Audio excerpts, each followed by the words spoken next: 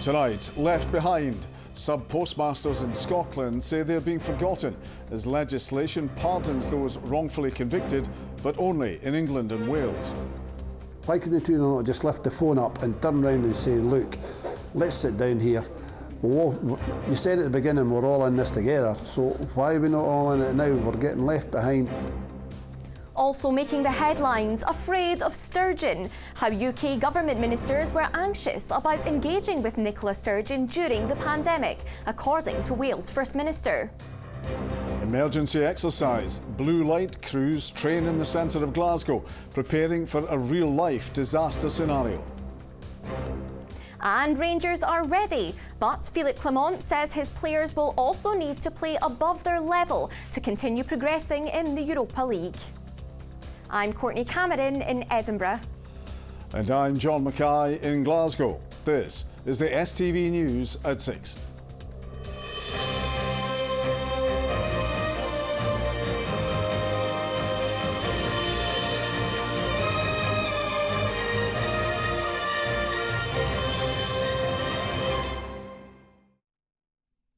Good evening. It's been described as a huge step forward for hundreds of sub-postmasters. But post office workers in Scotland fear they are being left behind and forgotten about as new legislation to exonerate those wrongfully convicted is introduced for England and Wales. Rab Thompson from Clackmannanshire was made a social recluse and tried to take his own life due to the emotional strain the Horizon IT scandal caused him. He was only cleared of theft 20 years on and says in the 9 weeks since he's not had a penny of compensation. Caitlin Hutchison reports. The only reminder a former post office was here is the red post box. It is a bit emotional for me to be back for the first time in 20 years. Eh? It's been years since Rab Thompson was called a thief and forced to leave his business behind. But the memories are still fresh. It is a bit hard to stand here, and obviously it's not there anymore. It's totally changed. But the memories are there, and at the end of the day, they nearly ruined my life. He's one of around 100 people in Scotland wrongfully convicted due to the faulty Horizon accounting system, convicted of embezzlement in 2006 and sentenced to 180 hours of community service. I tried to keep it from my mum, but obviously where we are, Canvas, there was only about 300 houses, if that, and everybody knew what everybody had for their breakfast. People started to talk. I said to my wife, I said, I can't be here any longer. I'm just going to finish it. So I said, because for the simple reason being, I've hurt you all, and there's no way I can turn now. This is where the door Rab Thompson walked through every day for work would have been. He's the most recent Scot to be cleared of the financial crimes he was accused of committing here at the old Cambus post office. But the slow road to legislation in Scotland means many more are facing a much longer wait for justice and for compensation, which is contingent on being cleared. Today's legislation introduced at Westminster is being billed as a huge step forward for hundreds of sub-postmasters. But the blanket exoneration of convictions only applies to those affected in England and Wales. And once again, Rab feels Scottish postmasters are falling through the cracks. He and others are very agitated about this. It simply can't be right that we've had 105 convictions quashed so far. Only 6 in Scotland. It is a fact that Scotland has a separate legal jurisdiction from England and Wales. That is a fact. But it's not an insurmountable fact. The Scottish Government's calls for Westminster to ensure the law applied to all areas of the UK have been ignored. And the First Minister says that's hugely disappointing. The difficulty, of course, with Scottish-specific legislation is we'll have to wait to see the detail of UK legislation, not just when it's introduced, but as it gets amended throughout the UK parliamentary process. Because if we have legislation that diverges significantly, that could have an impact on the compensation that sub-postmasters here in Scotland could get access to. Now, clearly, we don't want that. It's hoped the shameful events of the past can be put right, starting with today's new law and compensation. 9 weeks have been cleared and I've not had a penny. So that tells you we're left behind again. Rab doesn't think real justice can ever be achieved. Caitlin Hutchison, STV News in Clackmannanshire. UK government ministers were afraid of Nicola Sturgeon during the pandemic. That's according to Welsh First Minister Mark Drakeford. He has been giving evidence to the UK COVID inquiry in Cardiff. Well, our political editor Colin Mackay was watching and joins me now.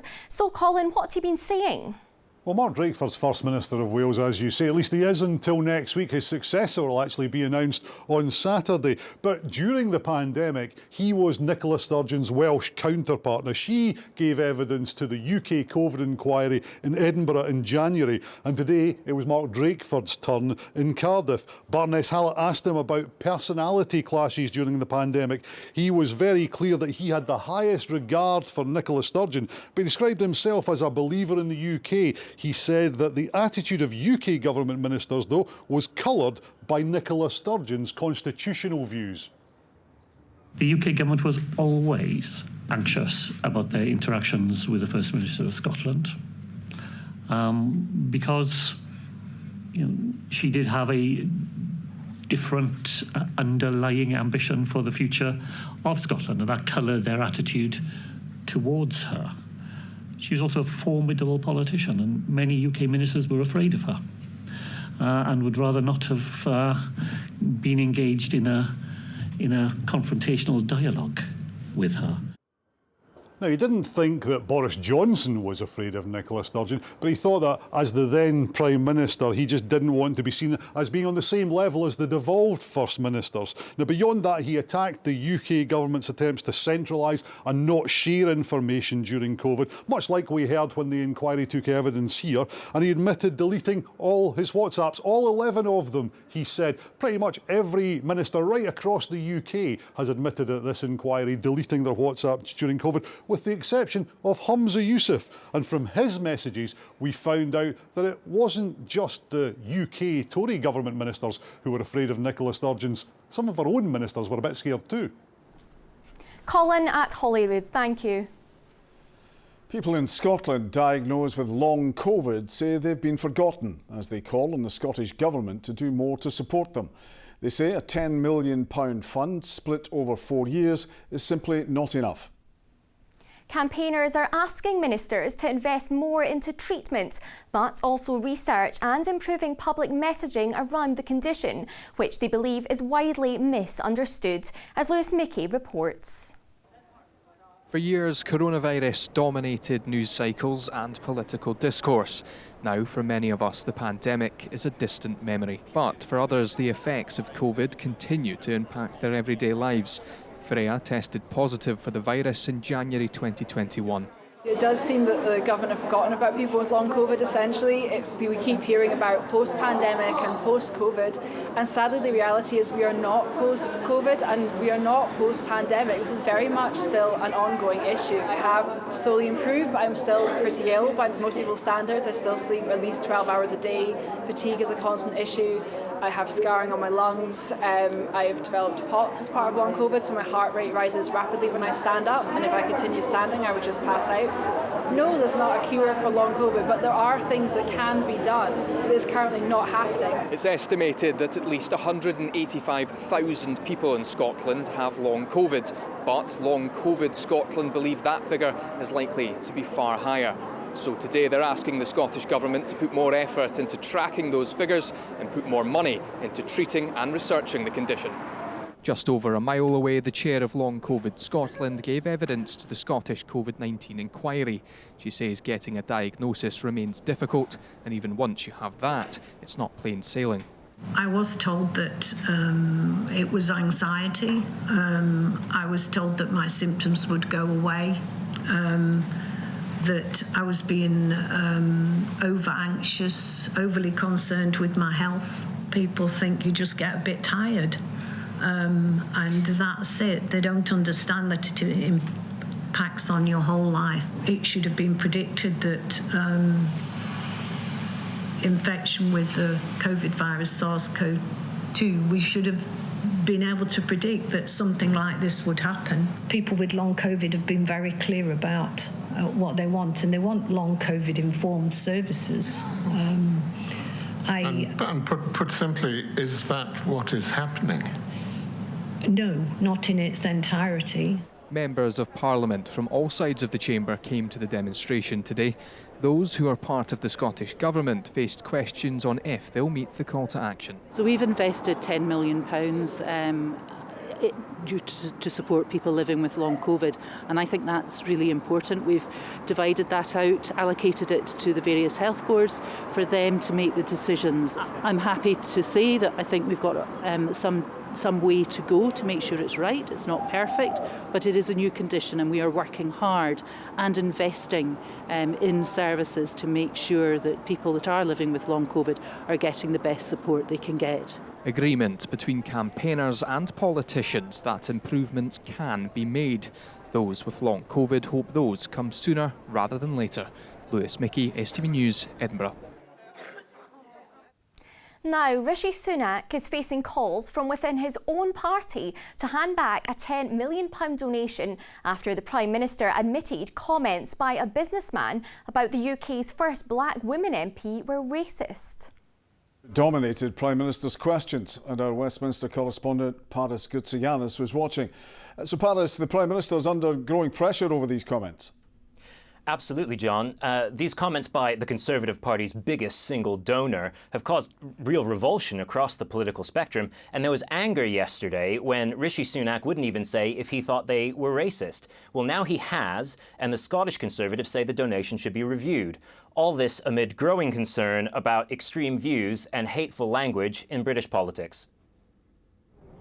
This was the Prime Minister's pitch to take hate and extremism out of politics. It is not the colour of your skin, the God you believe in, or where you were born that will determine your success, but just your own hard work and endeavour.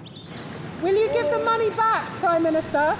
Only a few weeks later, and hateful language was at the heart of debate at Westminster.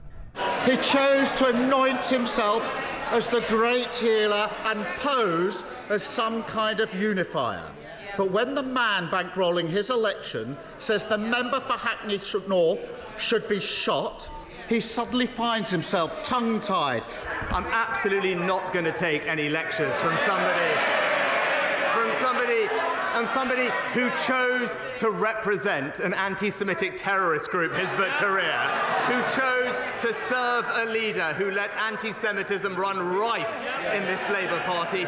The row centres on Frank Hester, CEO of a global health business with hundreds of millions of pounds worth of contracts with the NHS. Last year, he gave £10 million to the Conservatives, making him the party's biggest donor. It's reported Mr Hester told a business meeting in 2019 that seeing the Labour MP Diane Abbott, the first black woman elected to Westminster, made him want to hate all black women. He's also alleged to have said she should be shot. Mr Hester apologised for being rude, but denied the comments were racist. Yesterday, the UK government agreed. But today at PMQs, the Prime Minister said the comments were racist. The comments were wrong. The gentleman in question has apologised for them, and that remorse should be accepted. That explanation didn't satisfy opposition parties. This is complete rubbish. The gentleman in question apologised for being rude. He wasn't rude, he was racist, he was odious, and he was downright bloody dangerous. Mr Hester also donated a £15,000 helicopter ride to Mr Sunak personally. But the Prime Minister says none of the money will be handed back. Will he reimburse him, yes or no? No, Mr Speaker. All this as Mrs Abbott watched on. She stood to ask a question, but wasn't chosen by the Common Speaker. To then not give her the opportunity to speak, and for other people to be speaking about her, of her, in her presence, what message are we sending? An angry day at Westminster, raising fears of an ugly general election campaign to come.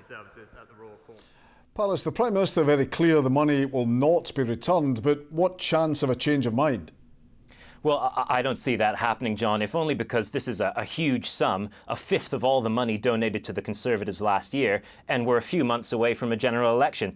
What this does mean is that the issue of extreme rhetoric and extreme views in politics will simply rise up the agenda even further ahead of that election. It's dominated in the week after the budget. On Monday, we saw the former Conservative MP Lee Anderson, who was thrown out of the party for accusing Labour of being in the control of Islamists. He defected to the right-wing Reform Party and doubled down on his views. There's real concerns here at Westminster about the tone of the campaign to come. Paris at Westminster, thank you. Other stories, and 5 people are in hospital after a bus crashed into a block of flats in Paisley. Emergency services were called to a tower block in Carlside around 12:20 after the McGill's single-decker collided with the building. The company says the driver is among the 5 people taken to the Royal Alexandra and Queen Elizabeth hospitals. Young people may be missing out on money because they don't realise they're carers.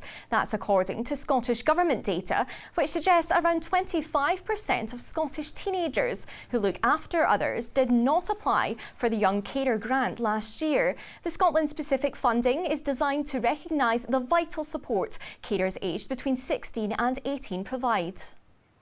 I kind of was like a third parent, like a parent to my own parents.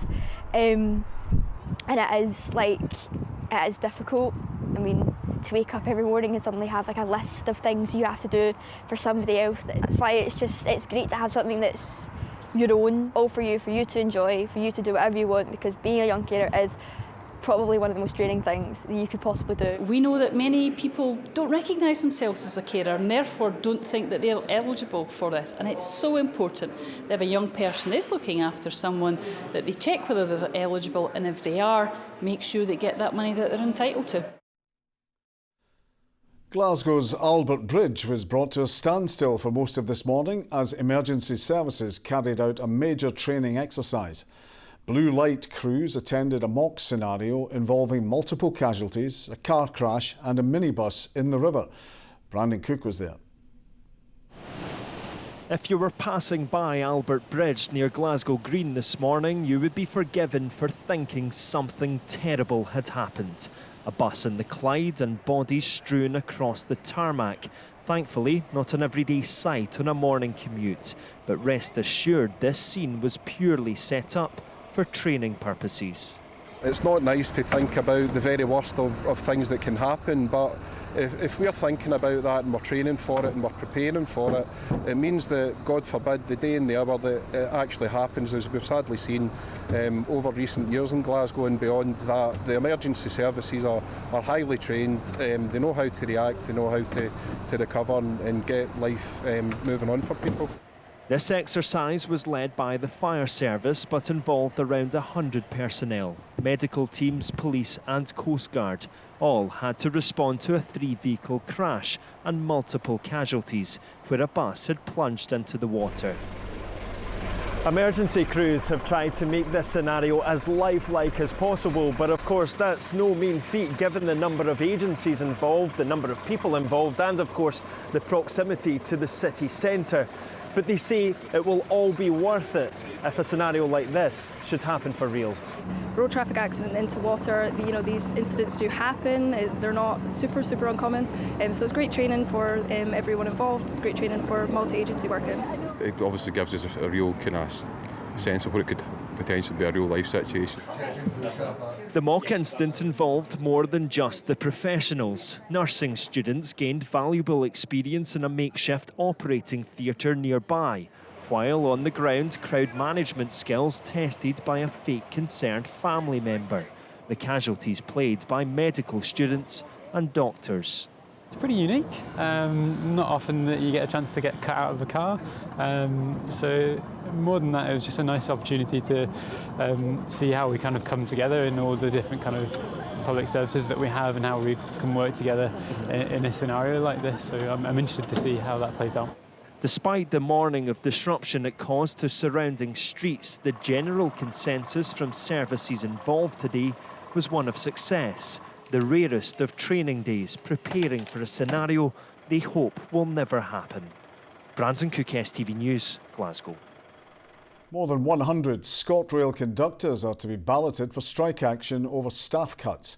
The RMT union claims driver-only operations on the Barrhead and East Kilbride routes are being sneaked in through the back door by the rail operator. The Scottish Tourism Alliance says funds raised from a potential new visitor levy must be used to benefit the sector, not to plug the gaps within local authority funding. New legislation could mean a tourism tax is introduced on overnight stays in Scotland. At a conference in Aberdeen, business owners in Argyll and Bute voiced their concerns over the scheme's cost. We manage and work in an area that's geographically huge. Funding into Argyll and Bute is quite limited. I think they have real difficulties providing the basic services to that local authority. I worry that a visitor levy bill is another tax that disappears into a central pot. And now Jamie's here with tonight's sport. Thanks very much, Courtney.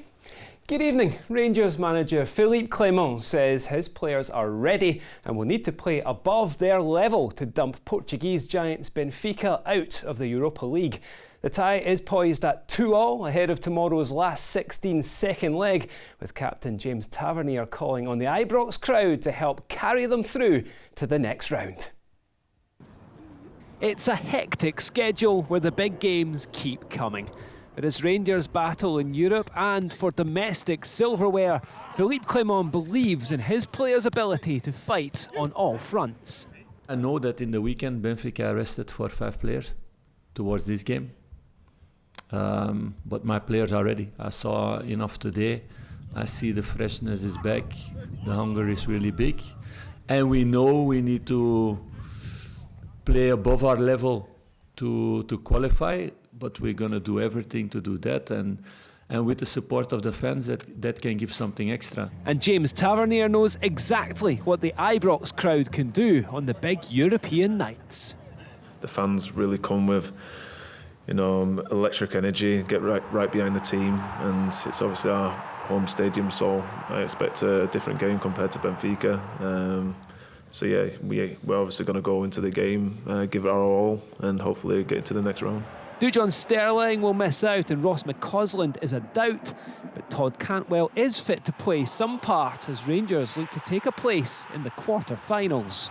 We're not naive. We know that Benfica has a really talented squad with a lot of experience also. They have World Cup winners in their team. They have a lot of young, really big talents. So we know it would be a really big surprise in all of Europe if we could take out Benfica. But we're really hungry to do that. Ibrox will be packed out when the match kicks off tomorrow at 5:45. Nick Montgomery says Hibernian will need to match Ross County's physicality when they face the relegation strugglers in Dingwall tonight. Hibs are looking to consolidate their place in the Premiership top 6, but know that they're going to face a team fighting for survival, with County currently in the relegation playoff spot. Every time you go away from home, it's going to be a difficult game, and they're a team fighting. You can see against us last week, they fought for everything, and they're a very physical team as well. So you have to match them physically, and we have to continue to play the way that we have and create the chances that we have, because I think we've got enough quality in the team to score goals. Well, Livingston will have a keen eye on the result from Dingwall tonight, and first-team coach Brian Rice says the impact of January signing Tete Yengi has been a godsend in their fight to escape relegation. The Australian striker has netted 5 goals in his last 9 games, including a precious winner against St Mirren. Livingston face Hibs at Easter Road this weekend. We thought he'd be a bit part player between now and the end of the season, and it'd be next season before we got him up to speed. But the way he prepares, he's first in, last away every single day. He's the ultimate professional, and you can see that on the pitch. And he's getting a couple of goals early on. I think it's helped his confidence. He's a handful, and he'll get better. But he's been a godsend for us at this minute in time. Finally, on to rugby, and Grant Gilchrist says that while the Scotland team has a lot of improvements to make after losing to Italy, he doesn't believe their commitment to the jersey can be questioned. The narrow loss in Rome was a huge setback for a team that was aiming to go to Dublin this weekend looking for a Six Nations title showdown with Ireland. Vice-Captain Gilchrist has helped to lead the inquest as the Scots look to bounce back in the final weekend. We need to be smarter. We need to get our tactics right in these big games. At big moments, we need to be adaptable, change the way we play. We need to react to refereeing, to opposition, to momentum swings. Yes, but I can't see any of our supporters thinking that we're not committed to the jersey and don't put absolutely everything into every week and every test match. And we'll hear from head coach Gregor Townsend as he names his team for that match against Ireland tomorrow. You can watch the match live from Dublin here on STV and the STV player on Saturday. Coverage starts at 5 to 4. That's all the sport. Worth watching. Thanks, Jamie. Sean is here with the weather. An icy start to the day will give way to a series of oohs and ahs. TUI sponsors STV Weather. Very good evening to you. Well, for many of us it's not been too bad a day. After that rain overnight, rain this morning still across central and southern parts, but that's cleared away, dry with clear spells through the first part of the night. Still quite blustery the very far northwest with a few scattered showers, but for most of us dry, clear spells, quite a chilly start to the night, but temperatures rising from the south later on ahead of cloud. And tomorrow a very different day to come. This is the rainfall chart here where you see the deeper shades of blue. That's where we'll see the worst of the rain during tomorrow.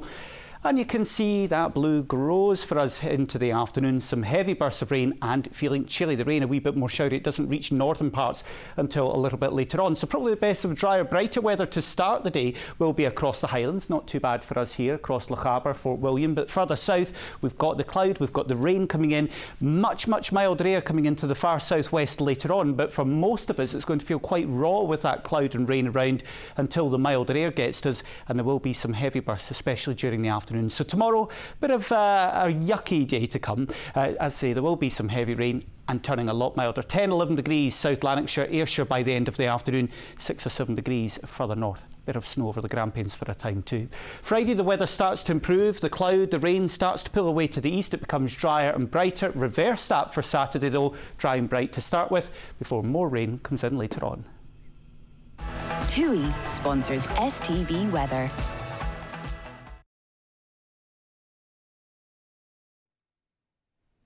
And that's all from us for the moment. Rona will be here with Scotland tonight at 10:40. From all of us, thanks for watching. Have a good night. Have a lovely night.